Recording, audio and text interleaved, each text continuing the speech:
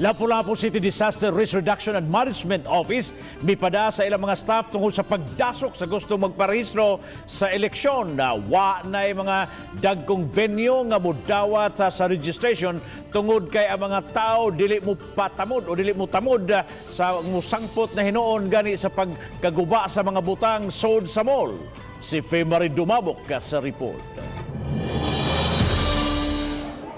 Sa padayong pagdasok sa mga tao, mga sakop sa Lapu-Lapu City Disaster miabot aron pagbadlong kanila. Miapod-apod-usab sila og mga leaflets kabahin sa COVID-19. Gipalanog ni Julian Pongasi III nga posible usab kining mosangpot sa takod-takod sa COVID-19. Giangko ni Benji Dayundon, election assistant 2 sa Lapu-Lapu City Comelec, nga wala na sila'y kapaingnan kay wala na may mga mall nga modawat sa ilang hangyo. Wala na gyud mall mi cater sa mga tungod sa nahitabo sa mga previous nga registration nga pag-cut off ang portahan gi uyog-uyog mo tong naguba. Gibalibaran sa Comelec ang tanyag sa mayor nga ibalhin ang registration sa gym. Wa san mi mo kuan kay kanang dapita nakasuway na perti yung inita. So unsaon lang ang mga high blood ron, no? Masamot og high blood si bakong na makulaps.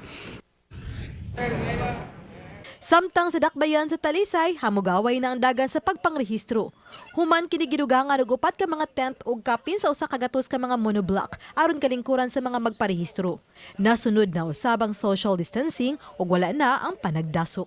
Let's take it one day at a time. Akong tanaw ng sitwasyon karon kung nakadako bang benefit ang gibutangan og tent og chairs, then kung daghan gyapon kayong tao, then maybe we have to plan again. Pailob na sa Diyo, dato Diyo spikaran. Hinon, natay ka parkingan, hinon, natay himo nga parkingan para nila. Asa mas lagi Diya dato sa kilid sa parkingan sa mayor.